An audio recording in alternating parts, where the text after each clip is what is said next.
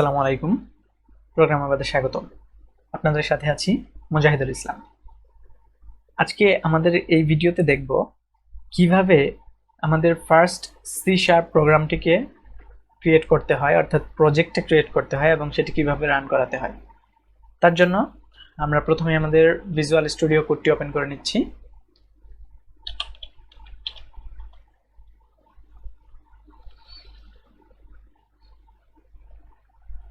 আমি একটি নতুন উইন্ডো নিয়ে নিচ্ছি। আমরা যে ফোল্ডারগুলোতে আমাদের প্রোগ্রাম বা প্রজেক্টগুলো রাখতে চাই সেই ফোল্ডারটি এখানে ওপেন করতে হবে প্রথমে। যেমন আমি যে প্রজেক্টটি ক্রিয়েট করতে চাচ্ছি, আমি আমার ড্রাইভে ক্রিয়েট করতেছি যে একটি ফোল্ডার সি শার্প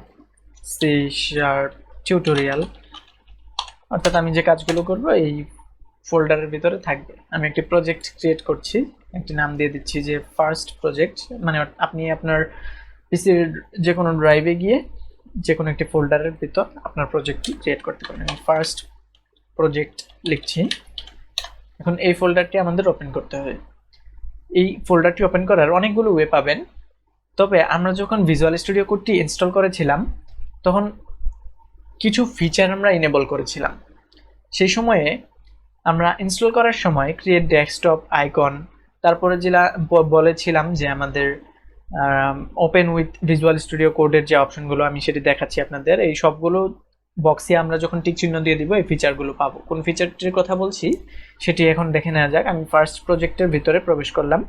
এই ফার্স্ট প্রজেক্ট ফোল্ডারটিকে আমি ভিজুয়াল স্টুডিও কোডে ওপেন করতে চাই। তাহলে আমি এই ফোল্ডারটি দুইটিভাবে ওপেন করতে পারি। একটি হচ্ছে ভিজুয়াল স্টুডিও কোড থেকে, আরেকটি হচ্ছে আমি এই ফাইল ম্যানেজার থেকে এটিকে ভিজিট করতে পারবো বা ওপেন করতে পারবো।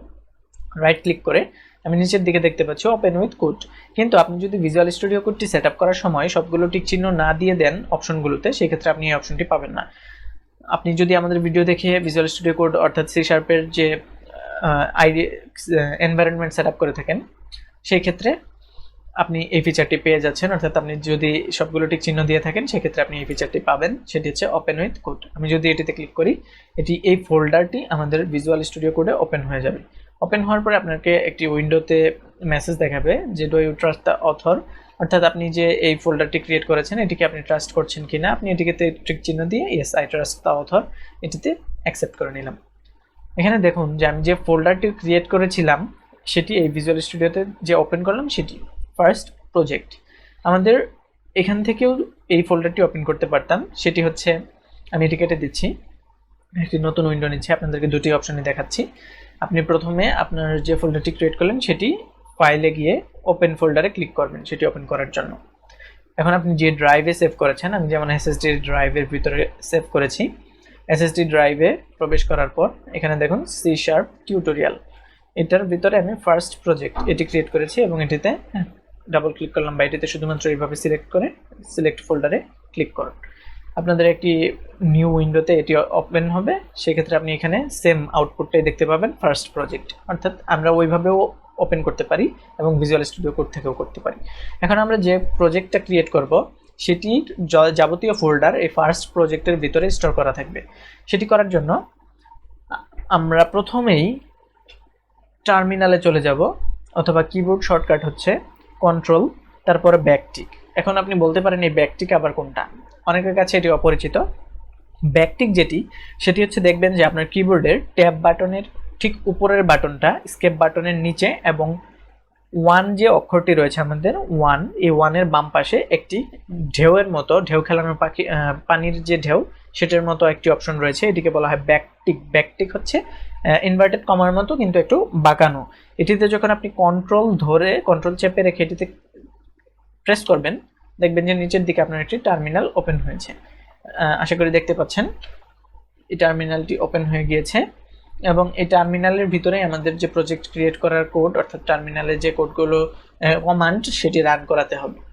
তো আপনি এভাবে যদি খুঁজে না পান সেই ক্ষেত্রে আমি আপনাদেরকে সহজভাবে দেখাচ্ছি যে টার্মিনাল, এই যে উপরে দেখুন যে ভিজুয়াল স্টুডিও কোডের উপরে টার্মিনাল, এটিতে গিয়ে নিউ টার্মিনাল দিলেও এটি ওপেন হয়ে যাবে, সেম জিনিস সেম আউটপুট আসবে।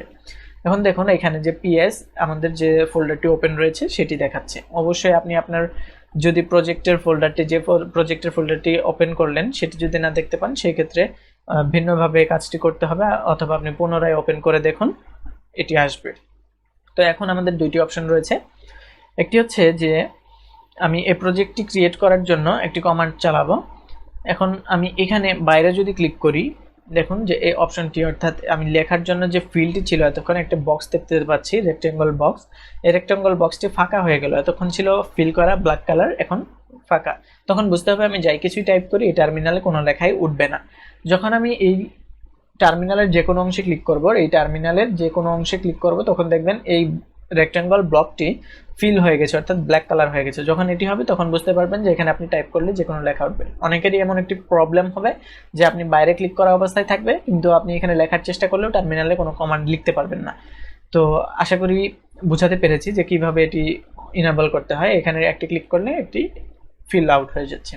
তো এটি অবস্থায় আমরা আগে চেক করব যে আমাদের ডটনেটের যে এনভায়রনমেন্ট সেটআপ হয়েছে কিনা। আমরা গত ভিডিওতে দেখিয়েছি আমাদের ডটনেট এনভায়রনমেন্ট সেটআপ হয়ে গেছে কিনা, সেটি দেখার জন্য একটি কমান্ড রয়েছে, সেটি হচ্ছে .net তারপরে \ভার্সন। এটি লিখে যখন আপনি এন্টার করবেন, এখানে আপনার ডটনেটের যে ভার্সন এসডিকে এটি দেখাবে। তার মানে আমাদের ডটনেট নিয়ে এখানে সেটআপ করা রয়েছে, আমরা এখানে প্রজেক্টটি ক্রিয়েট করতে পারি। তো আমরা যে কোনো প্রজেক্ট ক্রিয়েট করার জন্য, ডটনেটের প্রজেক্ট ক্রিয়েট করার জন্য এখানে একটি কমান্ড লিখতে হয়।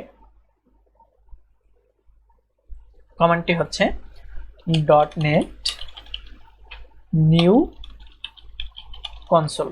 আপনি যখন .net নিউ কনসোল এটি লিখে এন্টার করবেন, এটি আপনার জন্য একটি প্রজেক্ট ক্রিয়েট করবে। দেখুন এখানে এই যে অনেকগুলো ফাইল রানিং হচ্ছে, এবং এখানে কোনো ফাইল ছিল না, এই যে প্রজেক্টটি ক্রিয়েট হয়ে গিয়েছে। এখানে দেখুন ফার্স্ট প্রজেক্টের ভিতরে কোনো ফাইল ছিল না এতক্ষণ, এখন আমার কাছে অনেকগুলো ফাইল এখানে শো করছে। অবজেক্টের ভিতরে অনেকগুলো ফাইল, এবং এখানে program.cs অর্থাৎ C# এটি দেখাচ্ছে। এখানে একটি বিষয় বোঝার রয়েছে, সেটি হচ্ছে আমাদের যে C# এর যে ফাইলগুলো, সেই ফাইলগুলোর এক্সটেনশন হচ্ছে, সেই ফাইলের নাম .cs। .cs দিয়ে বোঝায় C# ফাইল। অর্থাৎ আমাদের এই এক্সটেনশনটি যদি .cs না হয়, সেই ক্ষেত্রে আমরা এখানে কোডগুলো করতে পারবো না, এবং .cs ছাড়া অন্য কোনো ফাইলের ভিতরে আমরা C# কোড করলেও সেটি রান করাতে পারবো না। আশা করি .cs কি এটি বোঝাতে পেরেছি। এখন আমরা আমাদের লাইফের যে ফার্স্ট একটি প্রোগ্রাম, সেটি আমরা রান করে দেখাবো। এখানে দেখুন একটি ডেমো প্রোগ্রাম আপনাকে দিয়ে দিয়েছে। আমি যদি এটা ফন্ট সাইজগুলো একটু বাড়িয়ে নিই, সেক্ষেত্রে আপনাদের দেখার সুবিধা হবে।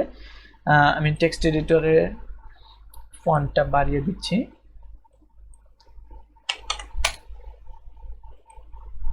আশা করি এখন স্পষ্ট দেখা যাচ্ছে। আমার টার্মিনালের প্রয়োজন এখন নেই, যখন লাগবে আবার ওপেন করে নিব। তো আমি এটি আরেকটু বড় করে নিলে আশা করি ভালো দেখতে পাবেন। এখানে দেখুন যে console.writeline, এটি কিন্তু আমি লিখিনি, এটি আমাদের যখন এই প্রজেক্টটি ক্রিয়েট হয়েছে তখন আমাদের এই ফাইলটি অটোমেটিকভাবে জেনারেট হয়ে গিয়েছে। এখন আমরা যদি চাই যে আমাদের এই যে ডেমো যে ফাইলটি সেটি রান করাতে, তার জন্য আমাদের একটি কমান্ড দিতে হবে। অর্থাৎ আপনি ফাইল ক্রিয়েট করুন এবং রান করুন। সেটি করতে গেলে আপনি যদি ভিজুয়াল স্টুডিও কোডে কাজ করে থাকেন, সেই ক্ষেত্রে আপনাকে কমান্ড ইউজ করতে হবে। আর যদি শুধুমাত্র ভিজুয়াল স্টুডিও ব্যবহার করে থাকেন, সেখানে উপরে রান করা, ডিবাগ করা বিভিন্ন অপশন আলাদাভাবে দেওয়া থাকবে। তো আমি এই প্রোগ্রামটিকে রান করার জন্য আমি আবার কন্ট্রোল ধরে ব্যাকটিকে প্রেস করছি। এখানে আবার টার্মিনাল চলে এসেছে। আমি এখানে লিখব যে .net রান। এটি লিখে যখন আপনি এন্টার করবেন, এই প্রোগ্রামটি রান হয়ে যাবে। একটু অপেক্ষা করতে হবে এটি কম্পাইল হওয়ার জন্য।